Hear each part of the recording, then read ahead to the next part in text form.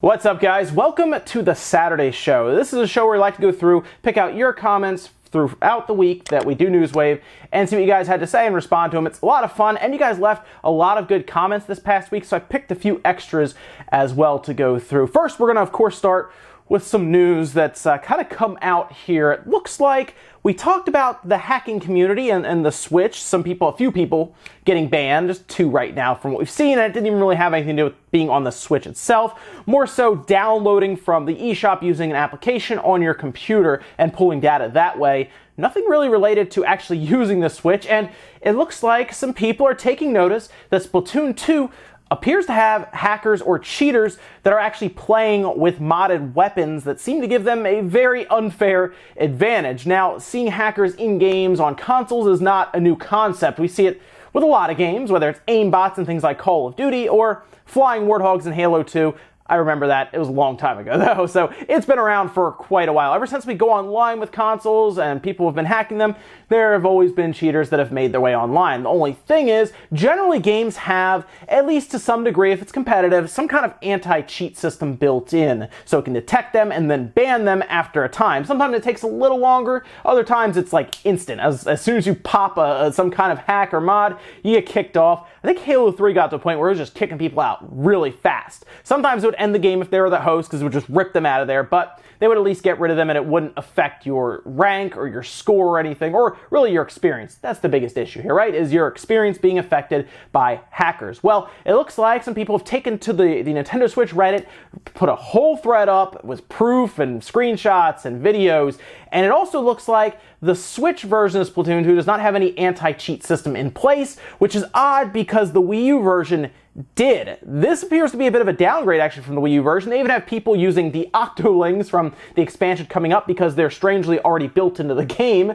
People have already unlocked them and they're using them. Apparently there's even a port to the Wii U version using the Octolings, so it's very weird out there right now with Splatoon 2, but this is a very competitive game. So it's up to Nintendo to take control of this and start banning, I would assume, individual console IDs. Generally you can go by like the MAC address, individualize each console and just straight up ban it at like a hardware level so they can't get on there. Although back in the PS3 days, people were able to change their MAC address, but that was a little more difficult. Usually you had to get a MAC address from another system or do other stuff like that. So you do the best you can, you ban the system itself or just their entire Nintendo ID, the one that their purchases are tied to, so they can't go online with that. That would really hurt. I think that would give some serious consequences then, and people would think twice about going online with a modded weapon that can take out everybody. But let me know what you guys think about the cheating down below, because it seems like the hacking community that has gotten online with this stuff is starting to take advantage of things and run wild with hacked weapons. Not all of them, of course. It only takes one hacker to get online and start ruining it for everyone, because it sounds like they even started passing the weapons around to other people, and that's not good. That means it's spreading. So guys, with that out of the way, let's get started. On Monday, we talked about mystery Pokemon statues that were appearing in Brazil, seemingly to celebrate events in Pokemon Go. Kingdom Hearts also had a large event last weekend that let influencers and media actually play the game, giving us all hope that this game will actually release this year. Potentially Perfect says, so happy that Kingdom Hearts 3 looks like it's finished. Hopefully my grandchildren will be able to enjoy Final Fantasy VII Remake. Alright, to be honest, we might have to leave a time capsule, okay, because for all we know, Final Fantasy VII Remake could come out sometime in someone else's lifetime at this point. Now, the good thing about Kingdom Hearts 3, it gives me hope for Final Fantasy VII Remake, because Kingdom Hearts 3 has been something that we've been talking about since most of us finished Kingdom Hearts 2 back in 2005. It came out forever ago, it feels like. It came out before the PS3 and the Wii came out, almost a full year actually before they came out. And people played it, beat it, probably in like a weekend or so, because people really into this game series. They get it, they stay inside, and they just rip through that game and 100% and go through the lore and everything. We've been talking about this for a while. We've had little games throughout the series kind of hold us off, but everyone's been waiting for that next big installment, Kingdom Hearts 3. And since it's at least been announced for a couple of years now, people have been hoping that it's not going to just disappear and fall off. But, I mean, it's playable. They said we're getting a release date next month, which we assume is E3. So it gives me hope for Final Fantasy VII Remake that we will see it sometime in our lifetime. I'd like to see it in this generation, but I do think it'll probably fall to PS5 territory. The only way it won't is if they show it to us this E3 with something new. Otherwise, yeah, maybe they packed it in and they're starting to develop now for the PS5, and We'll see what happens there. Tuesday, we went over Capcom once again confusing customers with their box art on Mega Man Legacy Collection, having the large download required banner at the top completely removed, despite the game still needing, of course, to download the second collection. They also announced Resident Evil 7 Cloud Edition that requires you to stream the entirety of the game from servers. Craig Morgan says, Capcom is something else. How they put 1,000 Street Fighter games on one cartridge, but make Mega Collections downloadable content. Being a Wii U owner, these ports are crazy. I don't have to buy them. Those for people who missed out on the first go-around, but Hyrule Warriors, though, I had to buy that again. Now, that's a port worth buying. The only port I bought, I couldn't skip out on all that good DLC. So I had a hard time getting into Hyrule Warriors on the Wii U, and it did come back around. I did pick it up because I wanted to give the game another chance because so many people, Nintendo fan or not, have told me that it's a great game. I'm not a big Warriors fan. Like I don't know, the mindless hack and slash stuff has never really appealed to me, but I have been playing through it. I think I'm having a bit of a better time because it has a little more, obviously, pick up and go or pick up and play when I get a chance, even when I'm not near my monitor or anything, and I don't want to play it on, say, my station that I have set up for gaming. I can play it around the house and stuff. I know it was on the 3DS, but I also know the performance and the 3DS screen isn't.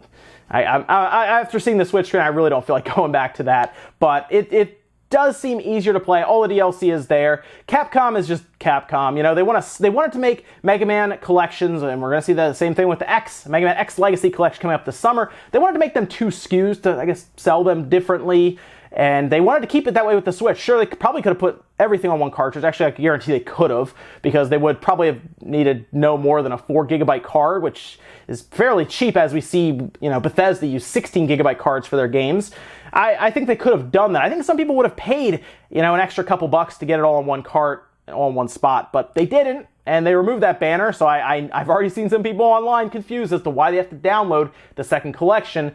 It's just that it's not as well communicated. But Capcom needs to figure this out, because you're right, they are putting all of the Street Fighter games on one cartridge. Again, though, I want to see what that file size is, because if they're going to use a 4GB card here, it's a little confusing to me for a Mega Man, unless they just really wanted to keep that SKU separate. Wednesday, we went over reports that hackers had been banned from online interactions on the Switch. At the time, 2 people had received bans, with both having used an application that allowed them to download games from the eShop to their computer. Sony also seems set to begin winding down the PS4, looking forward to the next generation. EPS 5000 says PSVR isn't selling well because of all the cables. Very few people are willing to set it up. You know what? You're not wrong about that at all. The VR demo for Zone of the Enders came out. I still haven't tried it, just because I always look down and I see all the cables I have to set up, because I don't keep my PlayStation VR set up, because there are cables, there's the box and everything set up. It's a whole thing. Whereas something like the Oculus Go, I do think that would be much better if Sony could get to that point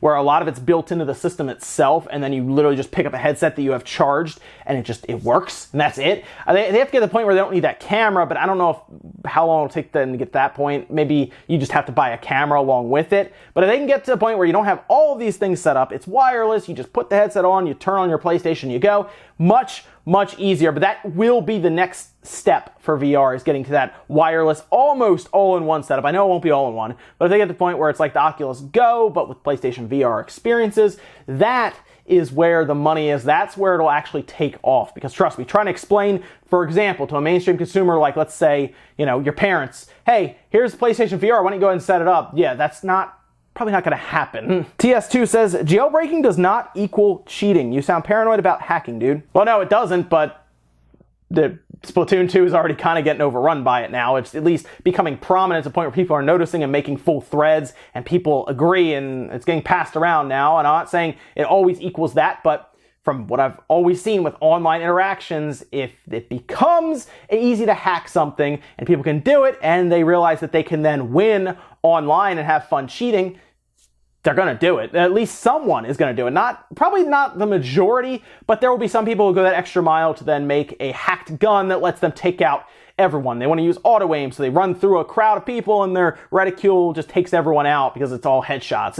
It's going to happen. It's already happening, so I don't think you're paranoid for thinking that, because that's generally the logical next step, is that they will then use it to gain an advantage online. And it's happening. Thursday, Nintendo introduced a cheaper Switch bundle that would not include a dock or power cable. This bundle is currently available in Japan for 25,000 yen and is being marketed as a way to buy a second Switch system for a household at a cheaper price. Battlefield 5 was revealed and will strangely not have randomized loot boxes according to developers. Thug Gothic says dock is 90 and charger is 30 and we're saving $50. Yep, you're right. I do think that $200 price tag is the magical number. I am a little surprised, although it does kind of show you how overpriced something like the dock is. Everyone understands the dock is too expensive as it is to $80 to $90 depending on where you look. Sometimes you can find it for $60, but then it doesn't come with a power cable, so why?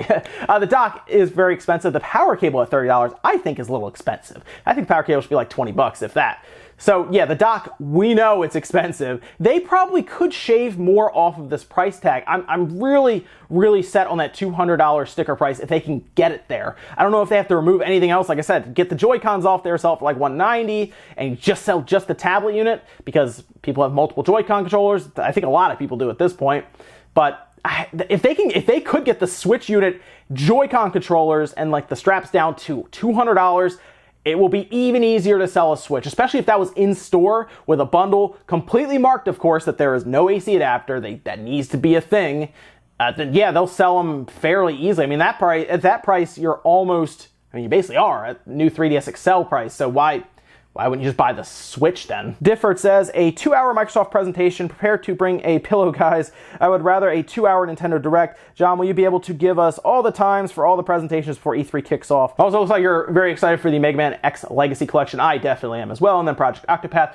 But yeah, I'll go through, before we get into E3 week, guys, I'm going to have a full write-up and everything, and we're going to go over all of the dates, the times. But if you're subscribed here with the notification thing on, so you know when we're going to be live streaming, you will have a notification because we're going to be live streaming pretty much all presentations for the most part. I think sometimes they don't completely advertise or they don't stream out certain smaller ones. I think Digital Devolver actually did. Devolver Digital did last year, but sometimes those don't actually get streamed and then we get information after the fact. But for the most part, all of the big ones, you know, the EAs, the Ubisofts, the Microsoft, the Sony, Nintendo, yeah, of course, we'll be doing all of that here, and we'll do, of course, post videos. So afterwards, we'll kind of go over it, what they announced and everything, some analysis and everything. We'll have a lot of fun. But yeah, just make sure to subscribe with the little bell checked, and you should get notified when we go live. Is Turbo 1984 says, wow, Xbox hater much. The only bad Xbox E3 in recent memory was back in 2013 with the Xbox One reveal. The last few years, they have been knocking it out of the park with games.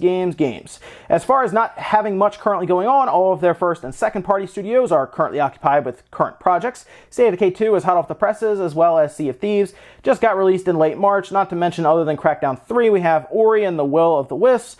Horizon 4 already confirmed for this year, and are you really hitting on that lame line when you know E3 is straight up around the corner? Pathetic fanboy spawn, at least you could do your homework on the situation. All right, I mean, I got a few minutes. Let's jump into Microsoft's studios. So Microsoft has, I believe, 4 first-party studios right now. One of them I barely count as a first-party studio because that's Mojang, and they put everything on everything. Minecraft's on everything for the most part now. They're trying to incorporate everyone together. So, I mean, yeah, they're making money from them, but of course it's on everything. So they're also helping Nintendo make money. They're helping Sony make money because they get cuts on those stores without actually having to create the game. They get their own royalties. Going from there, 343 Studios is probably one of their bigger studios because, well, 343 Industries, because they do create Halo, which is probably their, I would say, most well-known IP. It's an OG at this point, right? It really helped put the original Xbox on the map as a great system to use for first-person shooters, as we saw.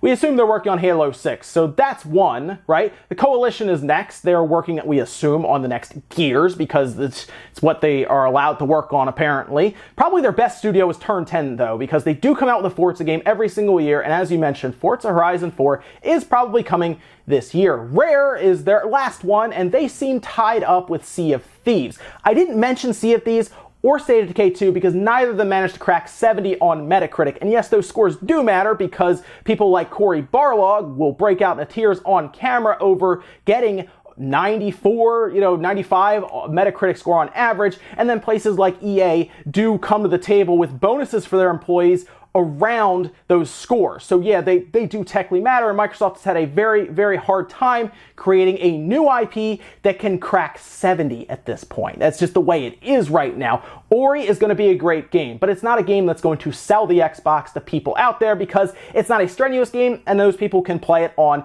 integrated graphics on their laptop more than likely with the new AMD Ryzen chipsets. But of course, that's a game people will download if they have an Xbox. I have an Xbox One X. I'll download it, I'll play it, and hopefully it'll be on Game Pass, to be honest. State of Decay 2 was not developed by a Microsoft first-party studio. It was developed by a mercenary studio. You can call them a second party if you want, although they will, I assume, make stuff for other companies as well. It's Undead. They'll be making, I assume, something else at this point. State of Decay 2 had its issues. It's buggy. Obviously, Sea of Thieves is kind of lacking in content, so it has not been the best start for the year for them. Although, I will say, at least State of Decay 2 has been doing okay on the paid section for Microsoft, but Sea of Thieves, as we saw, dropped in the sales charts like a rock. So it seems like they are mostly Game Passing it at this point just to try it out. Crackdown 3 is actually being done by 4 different second-party studios. None of them are internal to Microsoft, which might be why it's been struggling and having a hard time getting out the door. These studios are Reagent Games, CloudGen, Sumo Digital, and Ruffian Games. And of course, it was supposed to launch alongside the X, but got pushed back. Now, you wanted to talk about E3s being great for them. I think last year's E3 was probably one of their best ones, and that's probably because they launched the Xbox One X, or at least had a full new system there to launch that holiday. Let's go to E3 2014, which is after you just said E3 2013 was not good, which obviously we know that. What did they announce at E3 2014? Well, they talked about a lot of DLC for third-party games being first on the Xbox. Okay, great. They did reveal Ori. They did reveal Master Chief Collection, which we're still waiting for a patch to fix that. They also did a Halo 5 beta there, which is cool. And then they announced and showed off more of Fable Legends, which is canceled. And then they showed off probably the most interesting game that shows that most Xbox fans want something different from Microsoft. That's Scalebound. And that was canceled. I think at this point, the biggest thing about Microsoft is they are very predictable right now. Halo, Gears, Forza, those are their games. And they do those games well, I will say that. Except for Master Chief Collection. I don't know what happened there. They're going to fix it, though, apparently, with a 4K Xbox One X and just regular Xbox patch to make all of that right. Hopefully they give us a few extra things too. But that's the biggest thing. They can't seem to knock a new IP out of the park. They just can't. Not on a AAA level. State of Decay 2 technically wasn't AAA. They didn't even charge a full price for it. So no, I think they need to try to be more unpredictable here. And I don't even have to tell you that. Phil Spencer's telling you that now by trying to open studios now. It's too late for this generation. That has to be for next generation. That is why Microsoft right now has the most pressure going into E3 2018. And that's what I said in the video, and I still believe it, because the other two, Nintendo and Sony, are creating Game of the Year, Game of the Generation games. Breath of the Wild, right? God of War, Horizon Zero Dawn, Mario Odyssey. Microsoft is looking at these, and they can't figure out what they can do, other than a Forza game, which the Forza games are done well, but they're not going to win Game of the Year. They're not going to really, I would assume, stack up to those games, but we're going to see. I think Microsoft is going to show up here ready to go. Phil has been in charge for long enough, and I think he's going to show up with some games that have been in the oven for a little while. Let's get something like a Perfect Dark out there. Let's get something new out there as well. Let's take some risks here, Microsoft. You have the money to do it.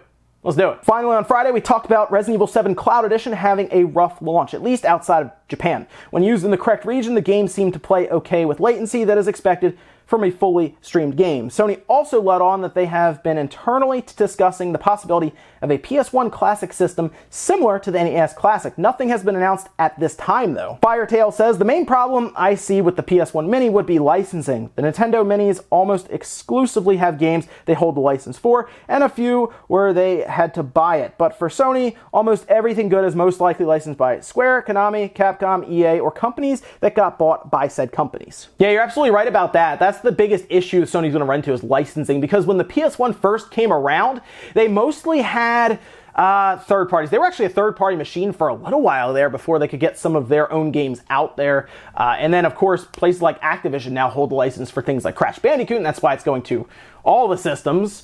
So Sony would struggle with that, you're absolutely right, which would probably affect the pricing. I don't know if a PS1 Classic, PS1 Mini could come out for less than $100, just because everyone would want to get paid, right? Nintendo made the right move by trying to pull in games that they mostly held the licensing for and then would pay out for others. That's why we assume the Super Nintendo Mini was a little more expensive. NES Classic, I think, was a good price when it came out at $60, but it had one controller. So that is the biggest barrier, is licensing. I think that's what it's going to be for a lot of these third-party, or these classic systems, because they have to get third parties on board. That's why the SNK Mini is missing a lot of games people remember, because they only went the way of stuff they had the rights to. Ladies and gentlemen, that's going to do it for our Saturday show today, guys. If you enjoyed this video, make sure you hit the like button. If not, hit the dislike. Leave a bunch of comments down below about everything we talked about today. Whether it is E3 coming up, let me know what you think about some of the different companies. You think Microsoft has a lot to prove here? I do, and I think they have that 2-hour time slot carved out for a reason. I think they have some games to show. I don't think it's going to be all services and stuff. I don't think they're going to show us anything with Kinect. They're going to show us a new system. So they're going to show us something, and I have a feeling it has to do with games, and I'm hoping it's some new original stuff, right? I would like to see Halo 6, but let's also get some new stuff. And make sure you guys stop by later on tonight for Spawncast, 9 p.m. Eastern Time. We got HMK on there. I'm going to hear all about Kingdom Hearts 3 and his experiences with the demo. It's going to be really fun, so make sure you guys stop by. Thank you so much for watching, and I'll see you guys next time.